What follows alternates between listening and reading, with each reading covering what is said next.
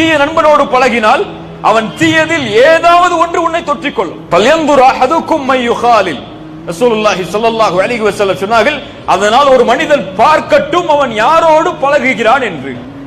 ஃபஜ்ரை தொழக்கூடியவர்கள் அந்த அறையில் இருந்தால், அந்த ரூம்ல இருந்தா இவன் என்ன செய்வான்? ஃபஜ்ர் தொழுவான். ஃபஜ்ர் தொழாதவர்கள் அந்த ரூம்ல இருந்தா என்ன ஆகும்? சுட்டு போட்டாலே அவன் ஃபஜ்ர் தொழ மாட்டான், இல்லையா? அல்லது ஒரு நாள் தொழுவான், 2 நாள் தொழுவான், 3 நாள் தொழுவான், 4வது நாள் அவனுக்கு அந்த தொழுகையில் கொஞ்சம் ஈடுபாடு குறையும். ஏன்? அவனோடு இருப்பவர்கள் அதை செய்யவில்லை, அல்லது அவர்கள் விடுவதை பாவமாக கருதவில்லை, இவனும் அப்படியே கருத ஆரம்பிப்பான். இது எல்லாவற்றிற்கும் பொருந்தும்,